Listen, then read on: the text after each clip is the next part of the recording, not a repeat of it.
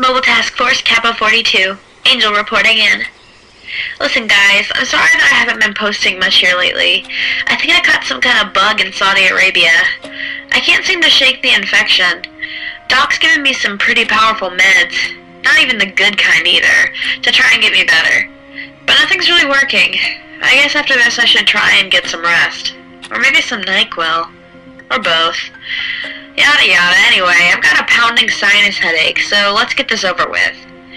SCP-217, also known as the Clockwork Virus.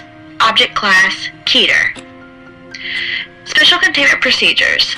Containment area is to be kept behind 2 reverse pressure airlocks. Chemical shower sterilization, full contained atmosphere hazmat suits, and 24-hour post-interaction quarantine and testing are mandatory for all personnel entering the containment area. Should containment be breached, the blast door for the containment and research area will seal, and the chemical agent ZEER-217-11 will be pumped into the air. Any humans exposed to SCP-217 are to be contained and held for observation. Any items touched by those affected by SCP-217 must be sterilized. Description: 217 is a virus, incurable by current means, with a rate of infectivity at 100%. It affects all organisms in the kingdom Animalia and can be spread via touch or contact with bodily fluid. Gross. SCP-217 is very hardy and can survive for years outside the host's body. The progress of the infection is very slow, with some subjects going several years before manifesting any symptoms. SCP-217 alters the biochemistry of the organic tissue, causing organic matter to rearrange into a form of organic metal. The processes involved with this change are not yet fully understood, but the advanced stages are well documented. A subject will begin to turn into a complex arrangement of gears and clockwork, these taking over for the former biological functions. Advanced stage infection is reported to be very painful, but earlier stages are oftentimes unnoticed, with only vague feelings of confusion, insomnia, and joint stiffness. Hearts are replaced by gears and small tubes, joints by gear networks, eyes by stretchers not unlike primitive hand-crank film cameras, etc. SCP-217 shows first on the outside of the body in all creatures except for mammals. In mammals, it converts first the internal structure before manifesting outside of the body.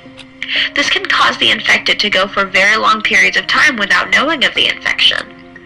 SCP-217 has even been shown to totally convert the inside of the body before showing any externally visible symptoms. SCP-217 has infected several metropolitan areas in the past. The mental state of those in middle to advanced stages of infection have been shown to be much diminished. Subjects respond in a repetitive fashion, are very dull and mechanical in action, and are easily distracted and confused. They also appear generally irritable when faced with new problems. In addition, research on a fully converted brain has been redacted.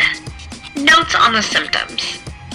Subjects infected by SCP-217 have, at early stages, reported no major symptoms aside from increased lethargy and a general lack of emotional response. Some have reported a feeling of fluttering or moving under the skin, coupled with a persistent ticking noise.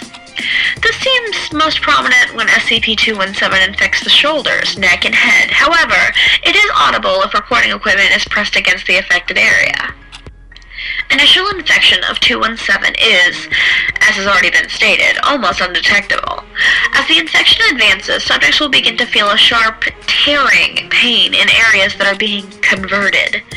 It has been compared to a knife wound or a deep muscle tear and can persist for hours or several days, depending on both the subject and the area affected.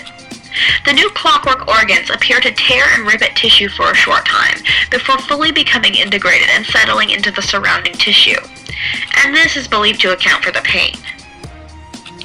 Areas infected appear to be metal, mainly brass, steel, and iron. Other substances have been reported, appearing to be leather, rubber, glass, wood, and other basic materials. Despite appearances, it is purely organic materials, and even carries the subject's DNA.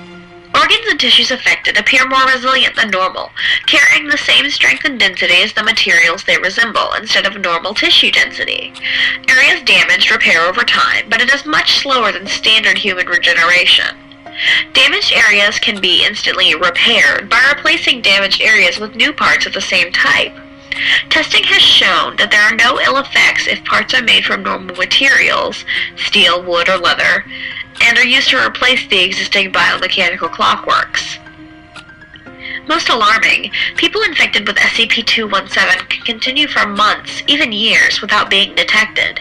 With infections so easy to spread, hundreds could be affected before proper containment could be enforced. Infection appears to spread most quickly in large offices, malls, and other large concentrations of people. Note, anything or anyone suspected or confirmed to be infected with 217 is not to be allowed near SCP-882. Now, I know what you're thinking. That sounds a lot like you, Angel. But, the doc has definitely assured me that I'm not infected with this stuff, and that he is completely responsible for replacing all of my insides. Anyway, this is definitely an odd one. Not sure if I'd call it Keter, but I digress.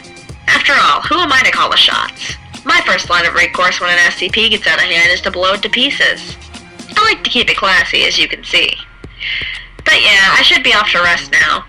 Thanks for tuning in. Stay safe, stay alert, and get me some ibuprofen.